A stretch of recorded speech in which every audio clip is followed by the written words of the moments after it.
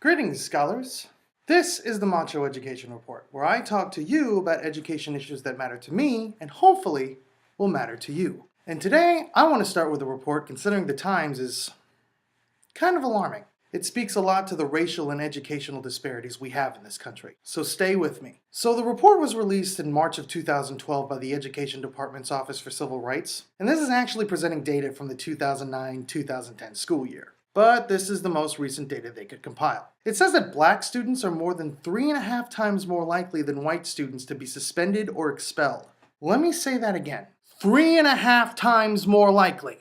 This is off the heels of an October 2011 stats review by the National Education Policy Center, NEPC, that says between 1972 and 2007, suspension rates for white students rose from 3% to 5%.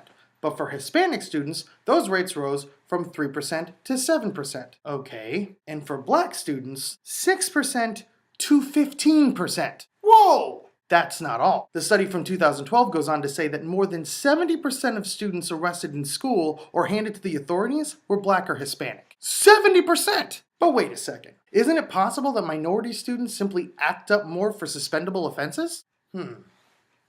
Nope, not according to a report on racial disparity in school disciplinary practices by Russell Skiba, education professor at the University of Indiana. His research actually suggested an institutional and systematic bias against minority students. Said Skiba, quote, "If you look at kids in the same district in the same school, there is no data that African American kids are actually engaging in more severe behaviors that lead to a higher percentage of expulsions and suspensions." Shocking. So what does all this mean? Well, for one thing, the education system is essentially giving minority students the short end of the stick, and statistics on suspension rate disparities are only the tip of the iceberg. So many analogies! For example, according to the same report, teachers in schools with high minority populations made an average of $2,251 less per year than students in other schools. This salary gap could suggest that less experienced teachers are teaching in high minority schools. There are also disparities in the curricula taught. Like, for example, 29% of high minority schools offered calculus in 2010 compared to 55% of schools with smaller minority populations. Like I said, troubling.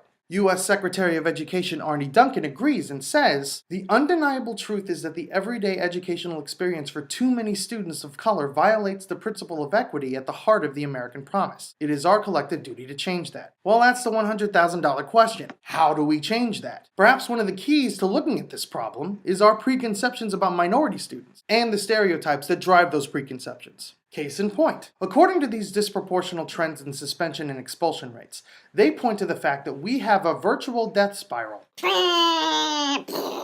of minority student-related statistics and minority student outcomes. And all of it is being fueled by a preconception that minority students are disorderly, unruly, just plain troublesome. And we project those images as a society into believing that they need more discipline, need that fear of failure, need the fear of real punishment, rather than them actually needing it. Am I saying that this misconception is true of all students? Well, no. But the disparities are definitely not a reflection of what minority students truly represent. Now, back to my main point. How can we change the situation? Perhaps we can take heed of NYU professor of education Pedro Noguera. Noguera had some interesting ideas in a recent blog post talking about children's learning in Barbados and South Africa, and how it relates to those in the good old US of A.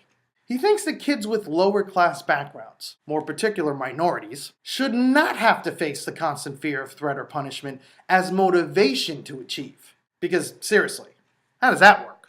Instead, Noguera points to a pedagogy centered on hope, not necessarily talking about Freire here, so bear with me, rather than fear to motivate school children. Said Noguera, quote, "I saw this taking place at a school I visited in a township on the eastern Cape of South Africa last year. The school is called Sapphire Roads. This is a school that thrives on hope. A school where children seemed happy, rambunctious, and playful. A school that uses hope to motivate children. What I witnessed at this school was not naive optimism. The children were writing about how to address AIDS in their community. Hope and compassion are being used to combat the formidable problems they face, and it seems to be working. Granted, this is a kind of pedagogy that people, especially educational institutions, have to buy into, but it only takes a few brave souls to enact this kind of teaching method, one based on hope instead of one based on fear, to see how it affects not only the students, but the teachers themselves. So I want to know what you think. What about this perception of minority students needing more discipline? And what do you think about Nogueira's ideas on pedagogy and its possible effects on minority students? Leave your responses in the comments section below. I'm Paulo Camacho, and this has been the Macho Education Report. Au revoir, scholars!